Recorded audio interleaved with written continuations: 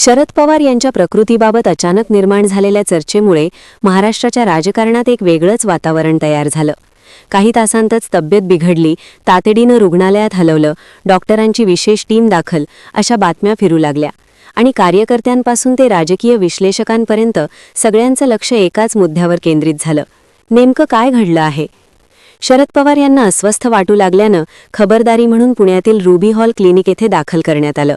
वयोमान लक्षात घेता कोणताही आरोग्यविषयक त्रास गांभीर्याने घेतला जातो. सुरुवातीला अधिकृत निवेदनात फक्त तपासण्या सुरू आहेत एवढीच माहिती देण्यात आली. यामुळे बाहेरच्या चर्चांना अधिकच उधाण आलं. काही माध्यमांनी श्वसनाचा त्रास असल्याचं म्हटलं, तर काहींनी हृदयविकाराशी संबंधित तपासणीचा अंदाज व्यक्त केला.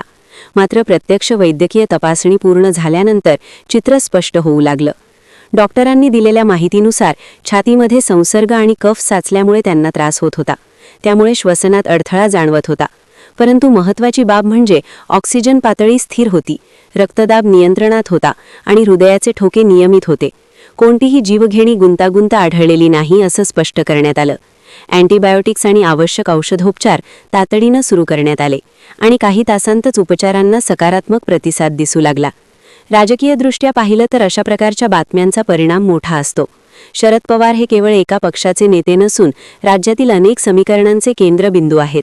त्यामुळे त्यांच्या प्रकृतीबाबतची प्रत्येक अपडेट महत्त्वाची ठरते. कार्यकर्त्यांनी रुग्णालयाबाहेर गर्दी केली, विविध नेत्यांनी संपर्क साधून विचारपूस केली. सोशल मीडियावर मात्र अफवांचा पूर आला. काही पोस्ट्समध्ये परिस्थिती अधिक गंभीर असल्याचं दाखवण्यात आलं, पण अधिकृत वैद्यकीय निवेदनानंतर त्या चर्चांना पूर्ण विराम मिळू लागला.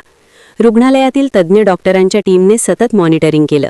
रक्त तपासणी, छातीचे एक्स-रे आणि आवश्यक स्कॅनिंग करण्यात आली. अहवालानुसार संसर्ग नियंत्रणात आणण्यासाठी औषधोपचार प्रभावी ठरत आहेत. काही दिवस संपूर्ण विश्रांती आवश्यक असल्याचं डॉक्टरांनी सांगितलं. त्यामुळे सार्वजनिक कार्यक्रम, सभा किंवा बैठका तात्पुरत्या पुढे ढकलण्याची शक्यता व्यक्त करण्यात आली. या संपूर्ण प्रकरणातून एक गोष्ट स्पष्ट झाली: अधिकृत माहिती येईपर्यंत निर्माण होणारी अनिश्चितता हीच सर्वात मोठी चिंता असते. मात्र वैद्यकीय अहवाल स्पष्ट झाल्यानंतर चित्र वेगळंच दिसतं. सध्या उपलब्ध माहितीनुसार शरद पवार यांची प्रकृती स्थिर आहे, उपचार सुरू आहेत आणि सुधारणा होत आहे. डॉक्टरांनी दिलेल्या सूचनांनुसार विश्रांती घेतल्यानंतर ते पुन्हा सक्रिय होतील अशी अपेक्षा आहे. म्हणूनच अफवांवर विश्वास ठेवण्यापेक्षा अधिकृत निवेदन आणि वैद्यकीय माहिती यावर आधार ठेवणं गरजेचं आहे. आत्ता तरी परिस्थिती नियंत्रणात आहे आणि प्रकृती सुधारत असल्याचं स्पष्टपणे सांगितलं जात आहे. महाराष्ट्राच्या राजकारणात पुन्हा एकदा त्यांची सक्रिय उपस्थिती दिसेल अशीच सर्वांची अपेक्षा आहे.